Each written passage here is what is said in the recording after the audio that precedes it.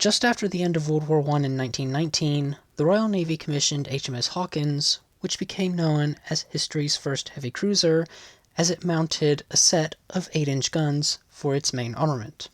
Initially, Imperial Japan took note of Hawkins' existence, but did not really dedicate to the idea of constructing heavy cruisers until 1922 when the Washington Naval Treaty took effect. Japan's ambitious 8-8 fleet, with battleships and battlecruisers already under construction, had to be cancelled, and in order to compensate for these losses, the Japanese decided to play by the treaty terms, and they would design a series of warships of intermediate strength, which of course Hawkins was the foundation for. The Naval General Staff wanted a ship that was relatively light, fast, and mounted a set of 8-inch guns along with a torpedo armament to supplement its loadout. The Japanese Navy would dub this type of warship the medium cruiser until it was officially classified as an A-class cruiser. Normally, design work on a new type of warship would take several years, but in this case, two of the brightest minds in Japan were on the design team. Hiraga was leading the project, with Fujimoto assisting him. Both of these men had been designing warships for Japan for several years, and they had actually just completed design work on a cruiser that would enter service in 1923 under the name Yubari. Yubari was an experimental ship as a result of investigations into different methods for simplifying construction of warships and also increasing the efficiency of design and construction. A few of the notable breakthroughs that were made with Yubari's design was a ship that had a new hull shape, had a new framework method, had a heavier armament than contemporary ships, and, most importantly, the ship's armor was now a part of its integral structure. It was no longer mounted on top of it. The ship that Yubari is often compared to is the Sendai class light cruiser, which was designed and constructed around the same time as Yubari, and the results from Yubari's construction was extreme. Yubari had a trial displacement of 4,091 tons compared to Sendai's 5,595 tons, while Yubari's armament was similar to that of Sendai. The ships ran at roughly the same speed, but Yubari was better protected. When going to the new cruiser, Hiraga decided to take all of the methods that had been used to create Yubari, use them again, but then also create a few new methods, which included creating a flush hull, which meant there would no longer be a series of deck tiers. The main deck would be continual. Having what became known as the flush deck simplified construction, eased the use of materials, and also strengthened the ship's longitudinal members. Hiraga would also use for the first time what became known as the wavy shear line, which would be a trademark feature of Japanese warships. This shear line gave this new class a relatively low profile in comparison to other contemporary cruisers.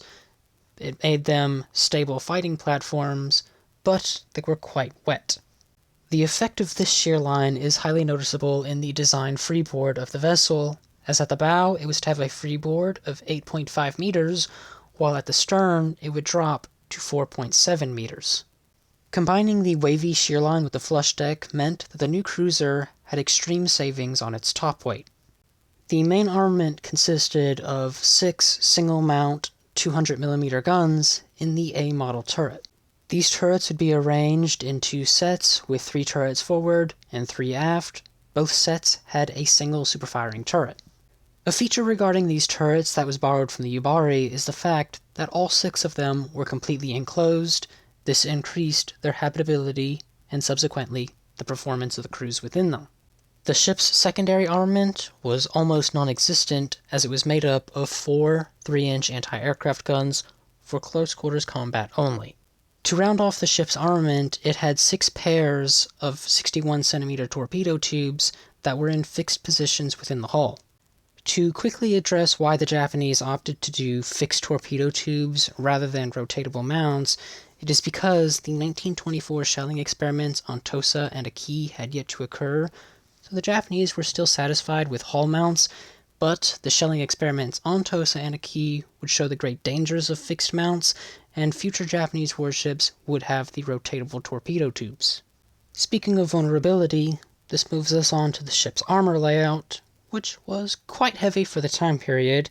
Its main belt was a 76mm belt, or 3 inches, at the waterline, while its turret faces were 25mm, or 1 inch, which was something that would become standard on Japanese heavy cruisers, and the main deck was 35mm, or 1.5 inches. The ship's propulsion system would be made up of 4 geared turbines driven by 10 Campon oil-fired boilers, providing 103,390 shaft horsepower. This would give the ships a top speed of 34.5 knots. The ship's maximum operational range was 7,000 nautical miles at 14 knots. With design work having been completed and the Naval General Staff having accepted it for construction, the first ship was laid down on the 5th of December 1922 at the Mitsubishi Navy Yard, and it was completed on the 31st of March 1926 at Nagasaki as the Furutaka. The second ship of the class was actually laid down before Furutaka on the 17th of November 1922, and it was completed on the 20th of July 1926 at the Kawasaki Navy Yard. This ship would be known as Kakao. Both Furutaka and Kakao would be registered at the Yokosuka Naval District. The ships were slightly larger than they were initially designed, as the plans called for a vessel with a standard displacement of 7,500 tons, though upon completion, both ships exceeded 8,000 tons. Though heavier than initially anticipated, this was still acceptable and the ships were overall satisfactory. But during their construction, the directives of the Naval General Staff regarding the A-class cruiser would change, and this would result in them altering the requirements for future designs. But that is a story for another day. So, if you have learned something new in this video, why not leave a like and a comment down below, and have a wonderful day.